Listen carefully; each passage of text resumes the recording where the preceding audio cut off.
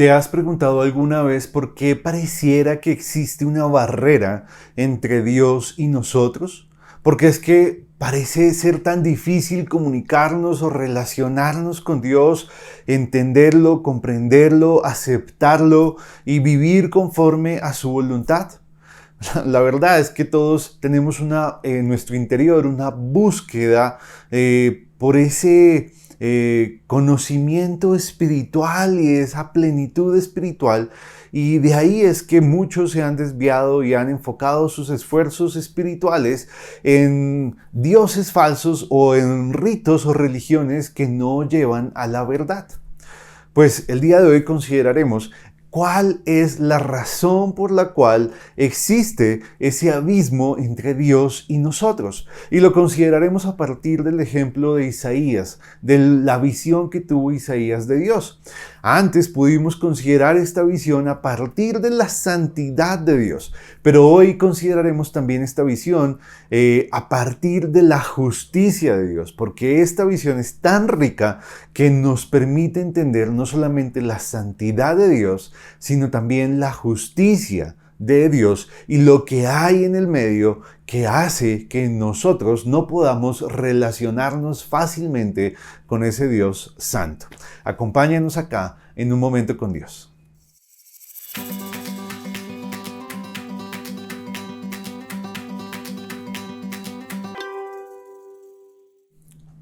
La visión que tuvo Isaías nos va a permitir responder a la pregunta: ¿qué es lo que nos impide relacionarnos con Dios? Pues la respuesta a ello es nuestro pecado, nuestra pecaminosidad. La historia de Isaías lo ilustra perfectamente y nos deja ver la santidad de Dios. El hecho de que Él es otro, es diferente de todos nosotros en un sentido moral y en su naturaleza. Él es perfecto, puro, y por eso está obligado a rechazar el pecado y la imperfección. Lo cual es la razón por la que hay ese abismo espiritual entre Él y nosotros. Ese abismo fue evidente en la visión de Isaías cuando su pecado fue puesto en la mira gracias a la santidad de Dios.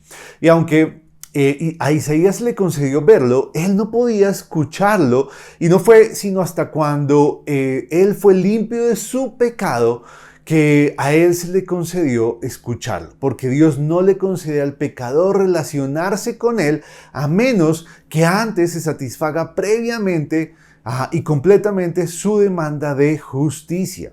Por eso Dios tuvo que proveer para la purificación de Isaías. Cuando Dios envió a uno de sus serafines para que volara hacia él, hacia Isaías, reveló el interés que Dios tenía por proveer los medios para que fueran reconciliados, para que así pudieran tener una relación y pudiera Isaías escucharlo a él, porque nosotros por nuestra propia cuenta no podemos justificarnos, no podemos completar las demandas de justicia que Dios exige, y en ese sentido necesitamos la provisión de Dios para poder ser reconciliados con Él.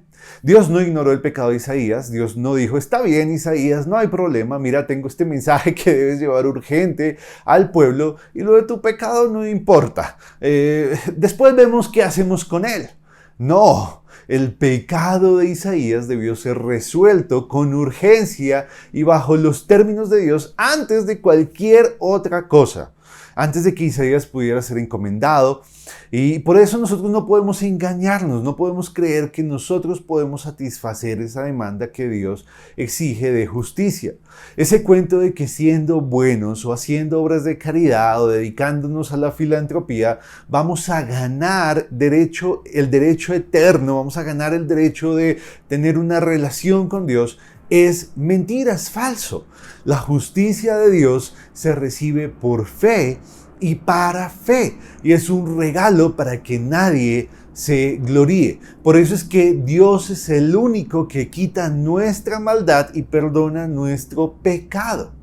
Cuando ese carbón encendido tocó la boca de Isaías, la Biblia nos dice que su estado de culpabilidad fue quitado y que fue perdonado por Dios. Ahora, todos somos culpables ante Dios por nuestro pecado y debemos pagarle por infringir su ley. Y ese pago es la muerte.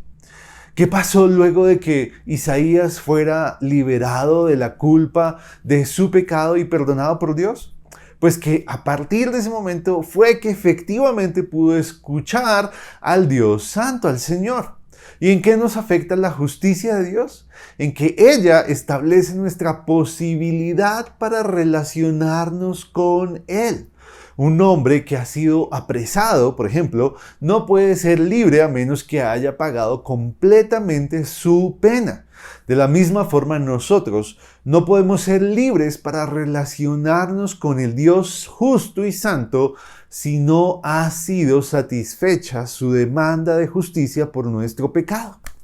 La buena noticia es que Cristo es aquel que tomó nuestro lugar en la cruz, es ese carbón encendido. Y Él murió por nuestros pecados y pagó la pena que Dios nos exige a nosotros. La pregunta es, ¿estamos dispuestos a creer esto? Porque la Biblia nos dice que todo aquel que lo crea no se perderá, sino que tendrá vida eterna y será llamado Hijo de Dios. Pero si no lo crees, la Biblia también dice que serás condenado eternamente. Y durante tu vida no podrás relacionarte con Dios, no podrás comprender la verdad y siempre vivirás como siendo ciego, como andando sin poder ver, como sin poderle encontrar sentido a la vida que vives. Porque nuestra relación con Dios es aquello que nos da el sentido y el propósito por el cual vivimos, que es para darle gloria a Él, para que nuestra vida sea un testimonio vivo de su amor, de su bondad, de su justicia, de su santidad, de su grandeza. Así que mientras no se haya satisfecho la demanda de justicia de Dios, tú no podrás reconciliarte con Él. Y la forma de hacerlo es a través de Jesús. Es que la justicia de Dios te sea imputada a ti solo a través de tu fe, de creer que esa muerte de Cristo en la cruz paga por tus pecados. Que Dios nos acompañe, que Dios nos ayude a relacionarnos con Él, a confesar nuestro pecado, a vivir una relación profunda e íntima con Él, que nos llene de gozo y de plenitud. Hasta luego.